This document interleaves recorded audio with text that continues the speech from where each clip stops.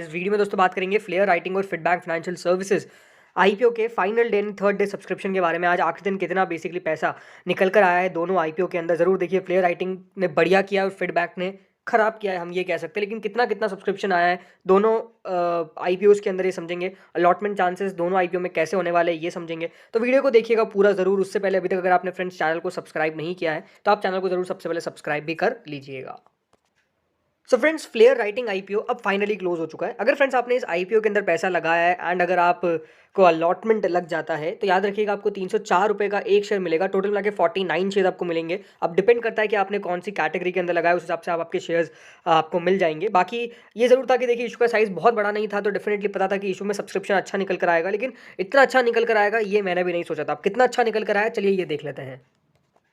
सबसे पहले फ्रेंड्स शुरुआत के 2 दिनों का सब्सक्रिप्शन देख लेते हैं। तो सेकंड डे जो सब्सक्रिप्शन निकल के आया था, इसमें क्यूआईबी कैटेगरी 1.43 टाइम सब्सक्राइब हुई थी, एचएनआई कैटेगरी 10.62 टाइम सब्सक्राइब हुई थी, रिटेल कैटेगरी 7.58 टाइम सब्सक्राइब हुई थी एंड कुल मिला के 6.47 टाइम दोस्तों ये जो इशू था वो सब्सक्राइब होने में कामयाब हो गया था। यानी कुल मिलाकर हम कह सकते हैं कि काफ़ी अच्छा सब्सक्रिप्शन निकल के आया था मात्र 2 दिनों के अंदर। जब दोस्तों 2 दिन में जो इशू है वो अच्छा सब्सक्राइब होता है तो ये अपने आप में एक अच्छा साइन होता है कि डेफिनेटली आखिरी दिन पैसा अच्छा निकल के आने वाला है। और एक्जैक्टली देखिए वही होता हुआ नजर आया, क्योंकि अच्छा सब्सक्राइब हो रहा था तो डेफिनेटली पैसा भी अच्छा निकल कर आया। अब कितना सब्सक्रिप्शन निकल कर आया चलिए ये देख लीजिए। तो क्यूआईबी कैटेगरी दोस्तों आखिरी दिन 122 गुना सब्सक्राइब हो जाती है, यानी क्यूआईबी की तरफ से 56 फाड़ के इस इशू के अंदर भी पैसा लगाया गया है। 122 टाइम दोस्तों बेसिकली क्यूआईबी पोर्शन सब्सक्राइब हो जाता है, यानी कुल मिला के क्यूआईबी इसके द्वारा 14,471 करोड़ रुपीस दोस्तों इस इशू के अंदर आए हैं। यानी हम कह सकते हैं कि काफ़ी बड़ा सब्सक्रिप्शन जो है वो बेसिकली क्यूआईबी ने इस इशू के अंदर लगाया है, पैसा जो है वो बेसिकली लगाया है।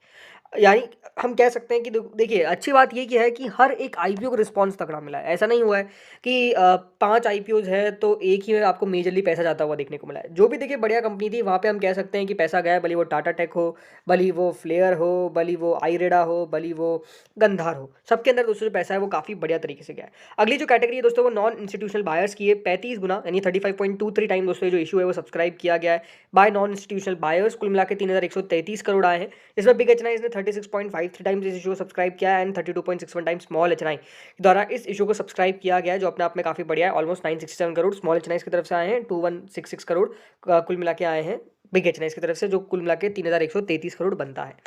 अगली दोस्तों जो कैटेगरी आती है वो है रिटेल की, एंड डेफिनेटली सबसे इंपॉर्टेंट है कि रिटेल पोर्शन कितना सब्सक्राइब हुआ है। तो 13.73 टाइम दोस्तों रिटेल पोर्शन सब्सक्राइब होने में कामयाब हुआ है। यानी हम कह सकते हैं रिटेल कैटेगरी के अंदर भी काफ़ी अच्छा सब्सक्रिप्शन जो है वो बेसिकली रिसीव हुआ है। 2,850 करोड़ के आसपास दोस्तों रिटेल पोर्शन ने पैसा डाला है इस इशू के अंदर। लेकिन 13.73 टाइम दोस्तों टोटल मिलाकर बिट्स है जो रिसीव हुई है, लेकिन एप्लीकेशन वाइज 12.16 टाइम दोस्तों ये इशू सब्सक्राइब हुआ है। इसका मतलब यही है कि ऑलमोस्ट हर 12 में से एक व्यक्ति को इस आईपीओ का अलॉटमेंट मिलने वाला है, जो नो डाउट काफ़ी मुश्किल है, काफ़ी हम कह सकते हैं लक की नीड है। बट अगेन जैसे मैं हमेशा कहता हूँ, जितना आपने एप्लीकेशन लगाया उतना आपकी पॉसिबिलिटी इंक्रीज हो जाती है आपके अलॉटमेंट आने की। एप्लीकेशन जैसे डिफरेंट आपके जो फैमिली मेंबर्स हैं उनके पैन कार्ड से जो आपने एप्लीकेशन लगाई है उसकी पॉसिबिलिटी दोस्तों इंक्रीज हो जाती है आपके अलॉटमेंट आने की। लेट्स सी किनको अलॉटमेंट मिलता है। बाकी कुल मिला के दोस्तों जो इशू है वो 50 गुना यानी 49.28 time to be precise subscribe होने में कामयाब हुआ है। कुल मिला के कंपनी को 20,454 करोड़ के आसपास रिसीव हुए हैं, जो अपने आप में कहीं से भी बुरा सब्सक्रिप्शन नहीं कहा जा सकता है, बहुत अच्छा सब्सक्रिप्शन कहा जाएगा। बल्कि और भी सब्सक्रिप्शन आ सकता था इस इशू के अंदर अगर दोस्तों ये अकेला आईपीओ आता। अगर फ्लेयर अकेला आता तो अनडाउटेडली इससे और ज़्यादा पैसा आपको देखने को मिल जाता। बट क्योंकि देखिए बहुत सारे इशू थे तो प्रेफरेंस में हम कह सकते हैं कि ऑलमोस्ट 4th नंबर पे फ्लेयर था, फर्स्ट पे टाटा, सेकंड पे आईआरईडीए या फिर गंधार, थर्ड पे हम गंधार कह सकते हैं, फोर्थ पे बेसिकली हम ये कह सकते हैं फ्लेयर था। इसीलिए दोस्तों प्रेफरेंस के हिसाब से फ्लेयर जो था वो आपको डेफिनेटली बढ़िया करता हुआ नजर आता, लेकिन अगर ये अकेला था। बट अच्छा सब्सक्रिप्शन आया, इसमें भी कोई दौराई नहीं है। अब बात करते हैं इसकी अलॉटमेंट डेट की, इसकी और फेडबैंक के अलॉटमेंट डेट साथ में हम बात कर लेंगे, लेकिन अब देख लेते हैं सब्सक्रिप्शन कितना आया फेडबैंक के अंदर। सो फ्रेंड्स फेडफीना या फिर फेडबैंक फाइनेंशियल सर्विसेज ये इशू दोस्तों आज ये भी क्लोज हो चुका है। अब इसमें जिसने पैसा लगाया है 140 रुपीज़ का फ्रेंड्स आपको एक शेयर मिलेगा। कितने शेयर मिलेंगे? 107 शेयर मिलेंगे। कुल मिलाकर एक लॉट के अंदर 1092 करोड़ का दोस्तों ये आईपीओ का साइज था, जिसमें से 600.77 करोड़ का फ्रेश इशू, बाकी का बचा हुआ ऑफर फॉर सेल। लेकिन अब कितना सब्सक्रिप्शन आया आखिरी दिन चलिए ये देख लेते हैं। तो दोस्तों जो इसके शुरुआत के 2 दिन थे वो अपने आप में काफ़ी ख़राब थे, या फिर कह सकते हैं काफ़ी ज़्यादा डल थे। एंड डेफिनेटली इसका एक रीज़न है कि इशू के अंदर जो पैसा है वो आपको खास ज़्यादा आता हुआ नज़र नहीं आया आखिरी दिन भी। कुल मिला के 2 दिनों में दोस्तों ये जो इशू था उसमें क्यूआईबी ने ऑलमोस्ट 56%, एचएनआई ने 54%, रिटेल ने 1.30% एंड जो एम्प्लॉय कैटेगरी थी वो 1.79 टाइम सब्सक्राइब हुई थी। कुल मिला के 0.92 टाइम दोस्तों ये जो इशू था वो सब्सक्राइब होने में कामयाब हुआ था 2 दिनों के अंदर। तो आखिरी दिन क्या हुआ ये देखिए।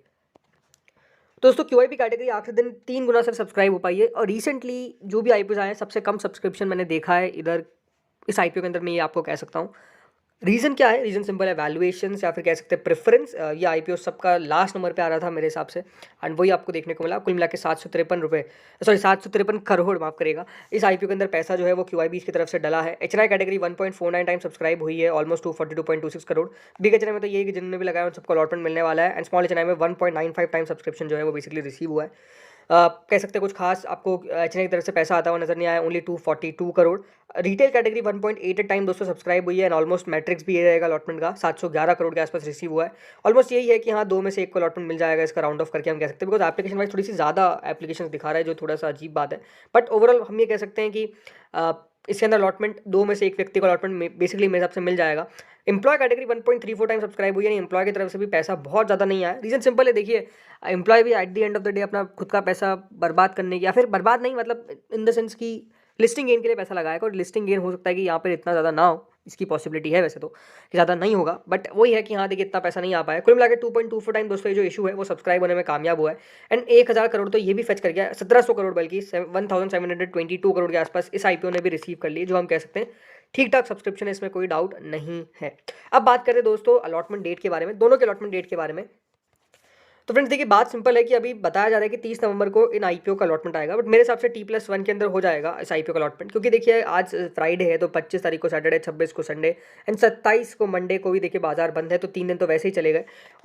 मेजरली 28 तारीख को इस आईपीओ का अलॉटमेंट आ जाएगा 28 को एंड 28 यानी ट्यूसडे को इस आईपीओ का अलॉटमेंट आ जाना चाहिए मेरे हिसाब से T+1 में एंड थर्सडे तक यानी 30 नवंबर को मेरे हिसाब से तो ये शेयर बाजार में लिस्ट दोनों कर भी जाएंगे। तो आई थिंक ये देखने वाली बात होगी कि कब इन आईपीओ का अलॉटमेंट आते हैं। मेजरली 28 तारीख को इन आईपीओ का अलॉटमेंट आ जाएंगे, इसकी पॉसिबिलिटी काफ़ी ज़्यादा हाई है। अब दोस्तों बात करते हैं करंट ग्रे मार्केट के ऊपर। तो फेड बैंक की दोस्तों ग्रे मार्केट जो है वो 2 रुपये पे कायम है, मतलब वहाँ पर आपको कुछ खास उतार चढ़ाव देखने को नहीं मिल रहा है। 2 रुपये पे फेड बैंक की ग्रे मार्केट जो है वो कायम है। यहीं अगर बात करता हूँ फ्लेयर राइटिंग की तो ग्रे मार्केट 80 रुपीज़ चल रही है करंटली, यानी ऑलमोस्ट 26.32% की लिस्टिंग गेन की पॉसिबिलिटी दिखती है। लेट्स सी कितना लिस्टिंग गेन हो पाता है। आप जरूर दोस्तों कमेंट सेक्शन में मुझे ये बताइएगा कि आपने कितनी एप्लीकेशन इस आईपीओ के अंदर लगाई है। इस वीडियो में इतना ही था। Thank you friends for watching this.